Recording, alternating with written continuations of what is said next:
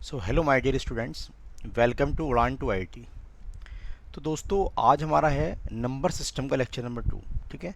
इसके पहले आप लोग ऑलरेडी देख चुके होंगे, नंबर सिस्टम में हम लोगों ने लेक्चर नंबर 1 अपलोड किया था, जिसमें हम लोगों ने फ्रॉम वेरी बेसिक स्टार्ट किया था कि नंबर सिस्टम में हम लोग क्या क्या पढ़ते हैं। तो सबसे पहले हम लोग बहुत जल्दी से रिवीजन करेंगे हम लोगों ने लास्ट लेक्चर में क्या क्या पढ़ा था। ठीक है बच्चों। तो बच्चों, हम लोगों ने बेसिकली स्टार्ट किया था number system. Okay. In last lecture number system के अंदर हम लोगों ने सबसे पहले बात करी थी नेचुरल नंबर्स की। नेचुरल नंबर्स क्या होते हैं? जिनका आप लोग जनरली अपनी रियल लाइफ में यूज़ करते हो। जैसे आपको कोई चॉकलेट मांगनी है या कोई बिस्किट लेना है या कुछ भी, तुम लोग क्या बोलते हैं? 1 2 3 4, याद आ रहा होगा ये। तो 1 2 3 4, दीज आर नेचुरल नंबर्स। ठीक है। इसके बाद में सेकेंडरी बच्चों हम लोगों ने बात करी थी होल नंबर्स की।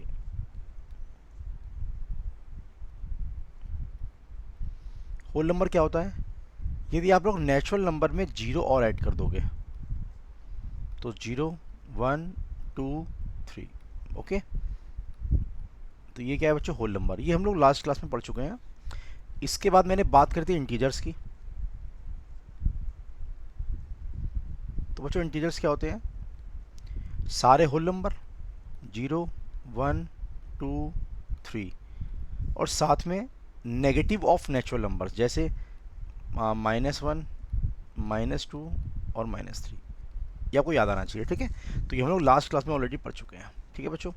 तो नेचुरल नंबर्स क्या होता है? 1 2 3 4। होल नंबर्स होते हैं 0 1 2 3 4।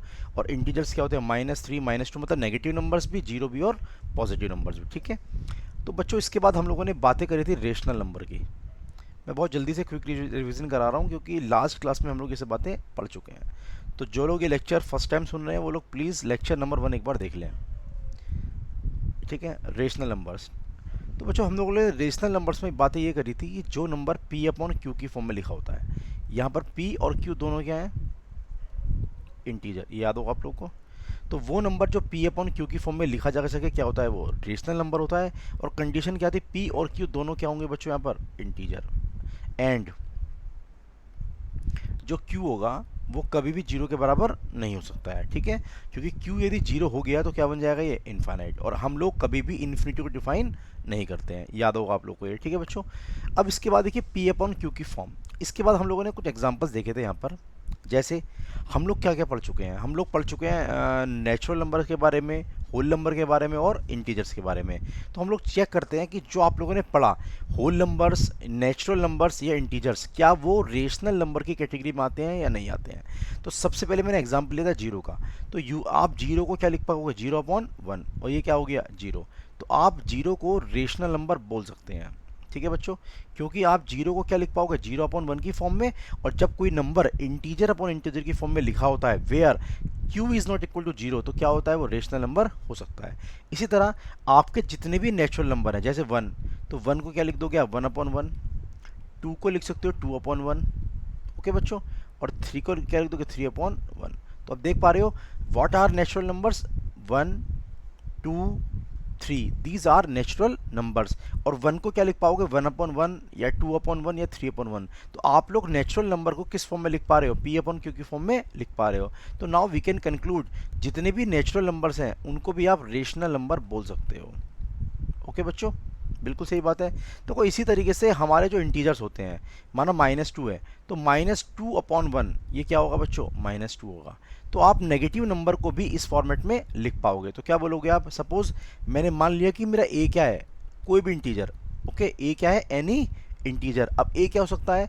-3 -4 -5। तो you can write integer at a/1। तो क्या हो गया? अब ए क्या है? इंटीजर।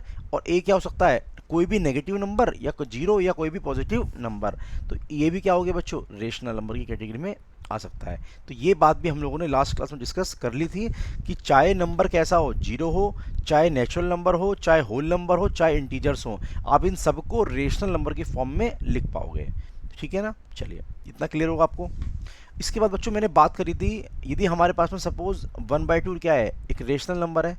तो 1/2 को हम लोग क्या लिख सकते हैं? ऊपर और नीचे मल्टीप्लाई किससे कर दी? 2 से कर दी।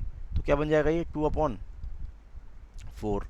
इसी तरह यदि 1/2 के अंदर आप मल्टीप्लाई किसकी कर दोगे, 3/3 से, है ना, तो ये क्या बन सकता है बच्चों, 3/6, ठीक है। तो ये, तो आप जानते हो हम लोग क्या करते हैं, रेशनल नंबर को इस फॉर्मेट में भी लिख सकते हैं। और यहाँ पर 1/2 हो गया, यदि दोनों तरफ ऊपर नीचे मल्टीप्लाई करोगे 2 से तो 2/4 या 3/6, या यदि मल्टीप्लाई करोगे 4 से तो क्या होगा, 4/8। तो बेसिकली ये कहलाते हैं इक्विवेलेंट रेशनल नंबर्स। ये भी मैंने लास्ट क्लास में पढ़ाया था, इक्विवेलेंट रेशनल नंबर्स, क्योंकि यदि आप 2/4 को 3/6 को सिंप्लीफाई करोगे तो यू विल गेट 1/2। तो these are known as equivalent rational numbers, ठीक है। इसके अलावा मैंने ये भी कहा था आपसे, यदि ये इक्विवेलेंट रेशनल नंबर हैं तो इनमें सबसे सिंपलेस्ट फॉर्म क्या होती है, ये वाली होती है, ठीक है ना। अब सिंपलेस्ट फॉर्म का मतलब क्या होता है कि जब P/Q की फॉर्म लिखी होगी तो P और Q में जो कॉमन फैक्टर होगा वो 1 के अलावा कुछ और नहीं हो सकता। तो जैसे कि 1/2, 2/4, 3/6, 4/8 की हम लोग बात करें तो इन सब की सिंपलेस्ट फॉर्म क्या होगी, 1/2 होगी, क्योंकि 1/2 की यदि मैं बात करूंगा तो P/Q, तो यहाँ P कितना है, 1 है, और Q कितना है, 2 है। तो इन दोनों में जो कॉमन फैक्टर आ रहा है वो कितना आ रहा है बच्चों, 1 आ रहा है। तो सिंपलेस्ट फॉर्म क्या होगी, सिंपलेस्ट फॉर्म वो फॉर्म होती है जिसमें P और Q में कॉमन फैक्टर कितना आता है, 1 आता है, ठीक है। इसके अलावा आप लोग P/Q की जो फॉर्म होगी या जो रेशनल नंबर होगा उसको आप बहुत सारे तरीके से लिख पाओगे, जैसे 2 से डिवाइड 2 से मल्टीप्लाई, 3 से डिवाइड 3 से मल्टीप्लाई, 4 से डिवाइड 4 से मल्टीप्लाई, ठीक है। तो ये सब बातें हम लोग लास्ट क्लास में ऑलरेडी कर चुके हैं, ओके बच्चों, ठीक है। तो मतलब ये मैंने बहुत जल्दी क्विक रिवीजन कराया है। जो लोग लास्ट क्लास में लेक्चर नहीं देखा है तो वो प्लीज़ एक बार लास्ट वाला लेक्चर देख लें, ठीक है। अब देखिए इसके बाद हमारा नया टॉपिक क्या आता है, ठीक है बच्चों। तो इसके बाद मेरा नया टॉपिक आता है रिप्रेजेंटेशन ऑफ, इसको हमें ध्यान से समझना है।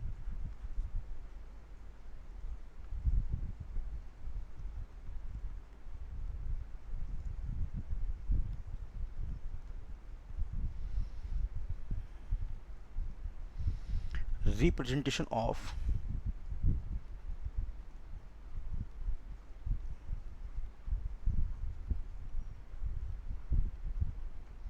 Rational numbers on real line, okay. चलिए इस बात को थोड़ा ध्यान से समझते हैं हम लोग,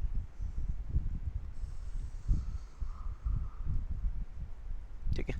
तो मैं थोड़ी सी कोशिश करूँगा आपको ये बात समझा पाने की अच्छे तरीके से। देखिए देखिए बहुत सिंपल है ये। आप एक काम करिए,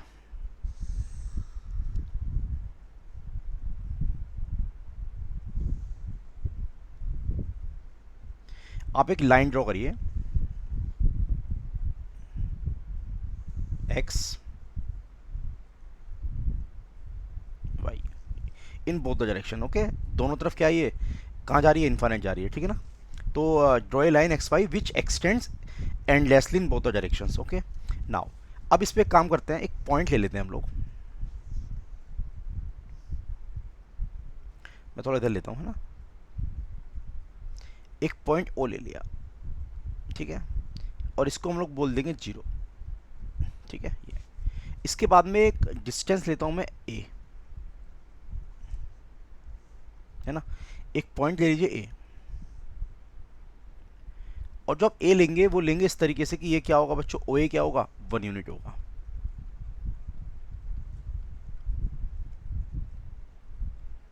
ठीक है। अब देखिए तो हम लोगों ने क्या किया, सबसे पहले ओ पॉइंट माना जो क्या है 0, ये रेफरेंस होगा 0, और ओ ए डिस्टेंस कितनी होगी, 1 यूनिट होगी, ठीक है। अब एक काम करते हैं, इसका मिडिल पॉइंट मैंने क्या मान लिया बच्चों, बी मान लिया। तो यदि ये इसका मिडिल पॉइंट होगा देन डेफिनेटली ओ बी कितना हो जाएगा, 1/2। ये तो समझते हैं आप लोग, 1/2। तो मतलब क्या, ये जो गैप है,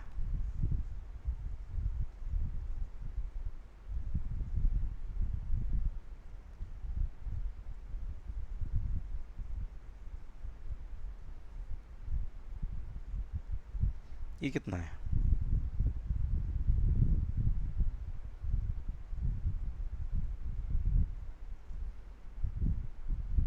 ठीक है।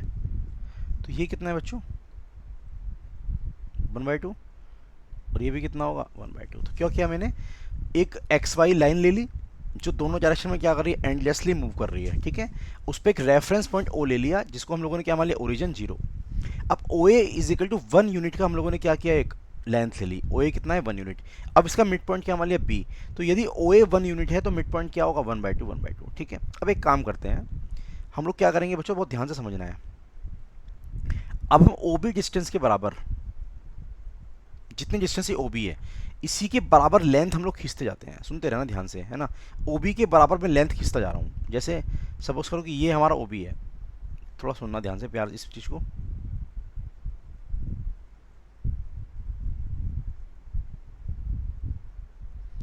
जितनी ओ बी है ये, इतनी ही ये गैप होगा। अब मैंने क्या किया, ओ बी डिस्टेंस के बराबर, तो ये डिस्टेंस क्या है, यदि ये डिस्टेंस ओ बी है तो ये भी क्या होगा, ओ बी होगा। अब मैंने क्या कि इसी के बराबर एक और पॉइंट ले लिया, इसी के बराबर एक और पॉइंट ले लिया, इसी के बराबर एक और पॉइंट ले लिया। तो क्या मतलब है, ये जो मैंने एरो मार्क किए हैं ये सबकी डिस्टेंस कितनी है, ओ बी के बराबर है, और ओ बी कितना है, 1/2। तो क्या मतलब होगा इस बात का, इसको आप लोग ऐसा समझ सकते हैं कि जो फर्स्ट वाला पॉइंट है भाई ये ओरिजिन है, ये जीरो होगा, तो जीरो से ओ बी डिस्टेंस कितनी है, 1/2।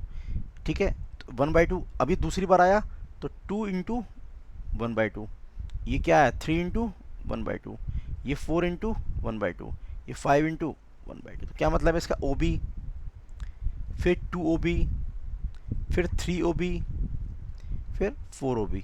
बात समझ आ रही होगी। तो ये जो गैप है, जो बी है, BACDE,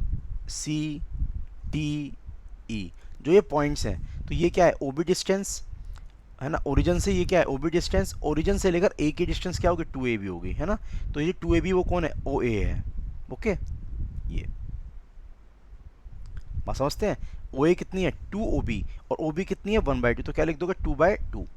इसके बाद में अब OC कितना होगा बच्चों, ये O है, और ये कितना है, C। तो OC कितना हो जाएगा, 3 टाइम्स ऑफ OB। तो क्या लिख दिया, 3/2। अब OD कितना होगा, OD कितना होगा, 4 टाइम्स ऑफ OB। तो क्या मतलब है, हम लोगों ने क्या किया, डिवाइड कर लिया छोटे छोटे पार्ट में। तो ये छोटा सा पार्ट कितना है, 1/2, ये भी 1/2, ये भी 1/2, ये भी 1/2। तो क्या करोगे, एक 1/2, दो 1/2, तीन 1/2, चार 1/2। तो क्या करो, इन पॉइंट को मार्क कर दो। ओके, ये पॉइंट, ये पॉइंट, ये पॉइंट, ये पॉइंट, ये पॉइंट। तो ये पॉइंट जो है इनकी बीच का डिस्टेंस कितना है, बराबर है। तो O से लेकर B का गैप भी कितना है, 1/2। B से लेकर A का गैप भी कितना है, 1/2। A से लेकर C का गैप भी कितना है, 1/2। C से लेकर D का गैप भी कितना है, 1/2। तो इन सब के गैप कितने हैं बच्चों, 1/2 1/2 1/2। तो क्या होगा, जो B पॉइंट होगा वो कितना होगा, 1/2। ये 2 टाइम्स ऑफ 1/2, ये 3 टाइम्स ऑफ 1/2। क्यों, क्योंकि हमने क्या किया है, हमने OB डिस्टेंस को लगातार क्या किया, ऐड किया है। ठीक है, तो पहला पॉइंट क्या होगा, OB, इसी के बराबर एक और डिस्टेंस ले लिया, तो क्या होगा, ये 2 OB, एक और 3 OB, 4 OB, 5 OB। समझ में आ रहा होगा ये, बोलो बच्चों। और ये जो 5 OB होगा वो किसके बराबर होगा, OE के बराबर होगा। ये बात समझ में आपको आ रही होगी। और OB लेंथ कितनी है, 1/2। तो क्या होगा, OA कितना होगा बताओ, 2 टाइम्स ऑफ 1/2। सही है यार। चलो और थोड़ा सा क्लियर करते हैं इसको, एक एग्जांपल और लेता हूँ मैं, समझना ध्यान से, ठीक है। सपोज करो, अगेन एक एग्जांपल और लेते हैं। ये अगेन एक XY लाइन है,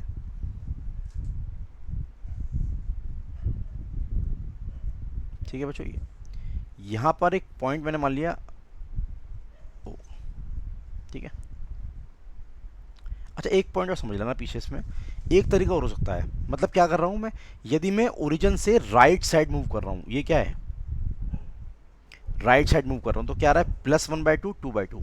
यदि मैं ओरिजिन से लेफ्ट साइड मूव करता हूँ, किस तरफ, लेफ्ट साइड, तो क्या होगा, एक पॉइंट यहाँ भी हो सकता है, एक पॉइंट यहाँ होगा, एक पॉइंट यहाँ होगा। तो बात सुनना, यदि ओरिजिन से लेफ्ट साइड आते हो तो ये पॉइंट क्या होगा, -1/2, ये -2/2, ये -3/2। अगेन जो ये गैप है, ये जो गैप है, इस गैप की डिस्टेंस अभी भी कितनी है, 1/2। ओके, ये भी डिस्टेंस कितना है बच्चों,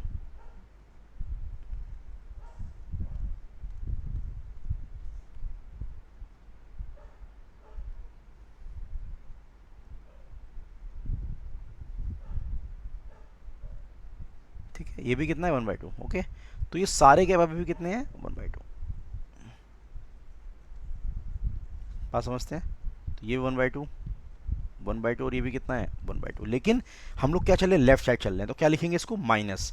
ठीक है ना, तो ये भी डिस्टेंस कितनी है ओबी के बराबर, लेकिन कहाँ पर नेगेटिव साइड, तो -1/2, -2/2, -3/2। राइट साइड में क्या था, +1/2, +2/2, +3/2। ओके, अब यहाँ क्या होगा, -1/2, -2/2, -3/2। ओके, चलिए, तो बेसिकली यहाँ पर क्या हो रहा है ना, एक बात नोटिस करोगे, तो यहाँ पर जो डिनोमिनेटर है उसमें फैक्टर कितना आ रहा है, 2 आ रहा है सब में, है ना। और ये फैक्टर पता 2 क्यों आया है, ये फैक्टर 2 इसलिए आया था क्योंकि हम लोगों ने क्या किया था, लेंथ ओ ए को केवल 2 हिस्सों में डिवाइड किया था। कितने हिस्सों में, 2 हिस्सों में।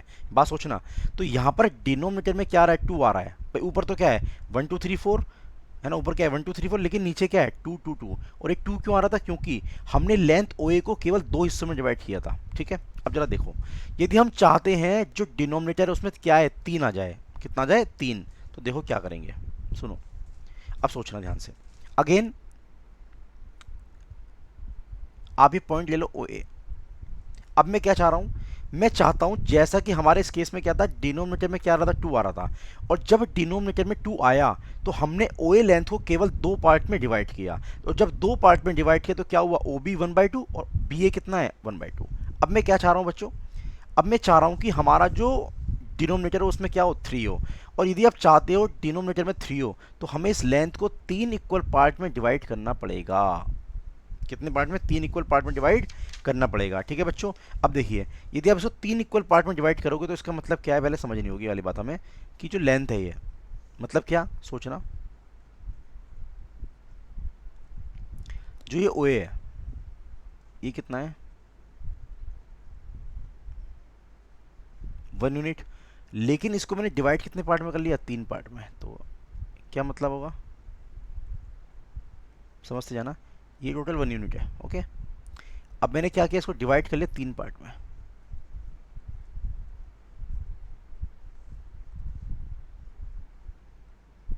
सोचते रहो,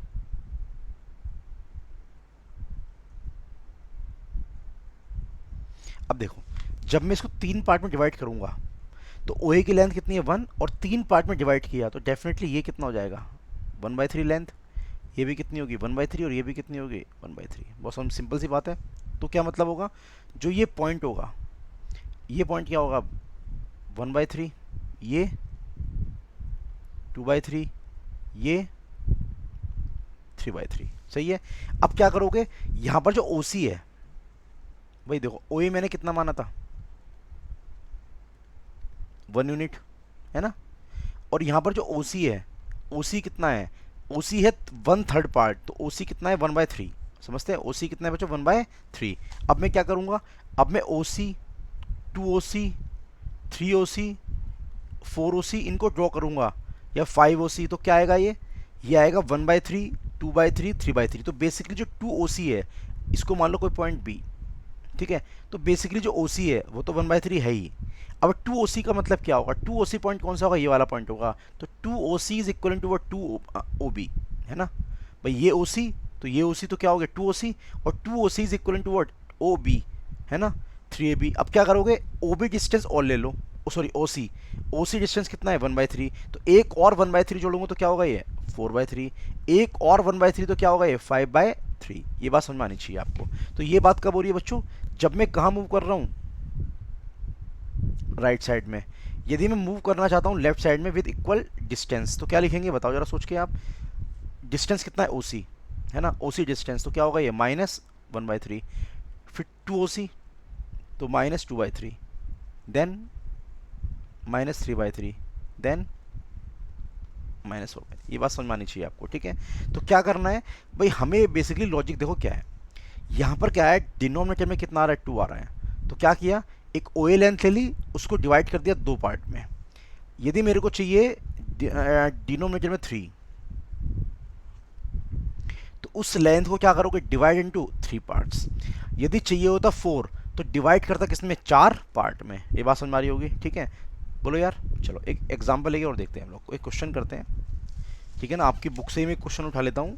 ओके, है ना, तो इसमें कहा गया है एक एग्जांपल आपकी बुक का,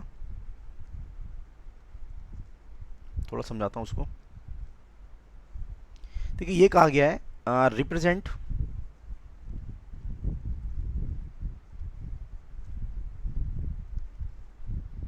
to 3/8 and -1 5/7, okay, on real line.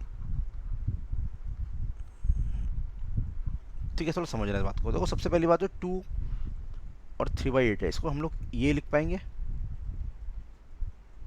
बोलो यार, 2 + 3/8। तो देखो इसमें एक बात श्योर क्या हो जाती है, जब उसने ये बोल दिया 2 × 3/8 को हमें ड्रॉ करना है, तो देखो इसमें सोचना क्या होगा। पहले सबसे पहले तो एक पॉइंट मार्क कर दो यहाँ पर ओ, यहाँ ले लिया, ओके। देखो बात करा है 2+, तो क्या मतलब होगा, एक पॉइंट ओ ले लो, ए ले लो, एक पॉइंट बी ले लो, और ये गैप कितना है,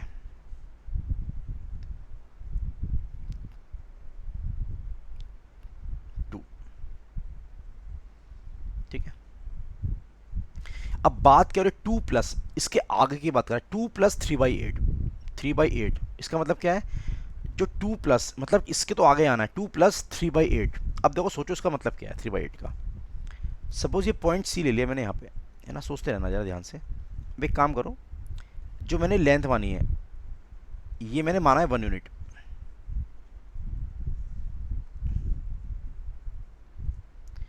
अब मुझे क्या चाहिए, देखो 2 + 3/8, तो क्या मतलब है, मुझे इस पोर्शन को कितने पार्ट में डिवाइड करना चाहिए, 8 पार्ट में। सोचो 8 पार्ट में, और 8 में से कौन सा हिस्सा है, तीसरा हिस्सा है, ज़रा सोच लेना इस बात का।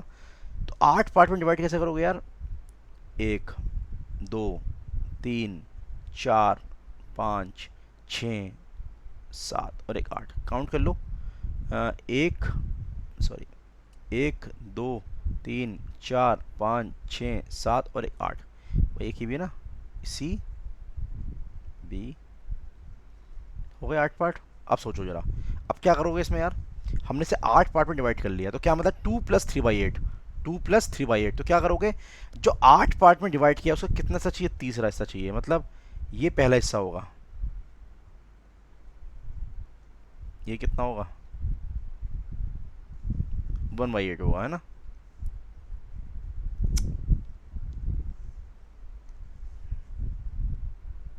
समझ में आ रहा होगा। फिर ये क्या होगा बच्चों,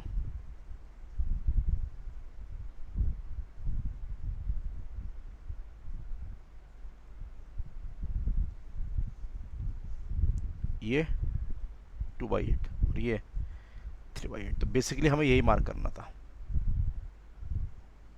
इसे क्या कर दोगे आप, मार्क कर दोगे, तो समझना 2 + 3/8, तो क्या होगा, 2 डिस्टेंस के आगे चलना है ना। तो पहले क्या करोगे, 2 डिस्टेंस ले लोगे, उसके बाद 3/8, तो जो भी होता है डिनोमिनेटर में उतने क्या कर लोगे, डिवाइड कर लोगे। तो क्या किया, 1 यूनिट की लेंथ ली BC, उसे 8 पार्ट में क्या कर लिया, डिवाइड कर लिया। अब 8 में से कितने पार्ट चाहिए, 3 पार्ट चाहिए, तो क्या होगा 3/8। यदि मुझे ये ड्रॉ करना होता माना 2 × 5/8, तो क्या लिखता मैं, ये 4 और ये 5, तो ये क्या होता, ये 5/8। बोलो यार, समझ में आ रहा होगा ये। अब देखो ये क्या है, -1 × 5/7, आसान है, आइए जरा देखते हैं। तो क्या मतलब है, -1, इसका मतलब क्या होगा, सोचना जरा, ठीक है। आइए, ये नंबर नेगेटिव साइड में जाएगा बच्चों, तो क्या करो, नेगेटिव में जाना है ये, है ना। तो एक काम करते हैं, ये तो ओ हो गया, -1 5/7, तो ये नंबर जो होगा, ये -1 के भी कहाँ पर होगा, लेफ्ट में होगा, ठीक है। अब -1 के लेफ्ट में पक्का है, लेकिन कितना है, 5/7, तो क्या करोगे, 1 यूनिट को 7 पार्ट में डिवाइड कर लो, उसका 5वां भाग, तो क्या करा, ये मान लिया -2, तो ये डिस्टेंस कितना है, 1 यूनिट, इसे 7 पार्ट में डिवाइड कर लो, 1 2 3 4 5 6 और एक 7, सही है। अब क्या करोगे यार, 7 पार्ट में डिवाइड कर लिया, ठीक है ना। तो ये तो क्या है, -1, तो एक पार्ट ये, 2 ये, 3 ये, 4 ये, 5 ये, 6 ये, 7 ये, कौन सा चाहिए, 5वां चाहिए, तो काउंट कर लो, पहला, दूसरा, तीसरा, चौथा और 5वां, तो ये क्या है, तो ये पॉइंट क्या होगा, -1 5/7। ये बात समझ में आ रही है क्या, देख लो। तो देखो कंसेप्ट क्या है, जैसे -1 5/7 का मतलब क्या होगा, ये होगा ओरिजिन से लेफ्ट साइड में, तो -1 तो है ही, तो -1 5/7 का मतलब क्या होगा, -1 के भी लेफ्ट में, तो -1 तक प्लॉट कर दो, फिर 5/7 को क्या करोगे, 1 यूनिट लेंथ को 7 पार्ट में डिवाइड कर लो, उसका 5वां हिस्सा, सिंपल। ऐसे ही ये देख लो, यहाँ था 2 इंटू 3/8, तो 2 तक तो क्या होगा, पहुंच जाओ, इसके बाद 3/8, तो क्या करो, 1 यूनिट लेंथ को 8 हिस्सों में डिवाइड करके उसका तीसरा पोर्शन। ये बात समझ में आ रही होगी यार, ठीक है बच्चों, बोलो यार। तो ये होता है रिप्रेजेंट करना किस पे, रियल नंबर लाइन पे, किसको, रेशनल नंबर को, ठीक है ना। तो आप लोग किसी भी रेशनल नंबर को रियल लाइन में इस तरीके से रिप्रेजेंट कर सकते हैं। आई होप आपको समझ में आया होगा, बोलो यार, ठीक है बच्चों। चलिए एक काम करते हैं, ये लेक्चर हम लोग अभी और करते हैं, इसके बाद हम लोग नेक्स्ट क्लास में कंटिन्यू करेंगे कि दो नंबर्स के बीच में हम लोग एक रेशनल नंबर या एक से ज़्यादा रेशनल नंबर कैसे फाइंड आउट करते हैं, ठीक है बच्चों। चलिए, तो थैंक यू, इसको ध्यान से पढ़िएगा, और बाकी आपको कोई डाउट आते हैं तो आप लोग डाउट्स पूछ सकते हैं, ठीक है ना, कमेंट सेक्शन में जाकर के डाउट डाल सकते हैं, उसके हम लोग रिप्लाई करेंगे। ओके, चलिए, थैंक यू।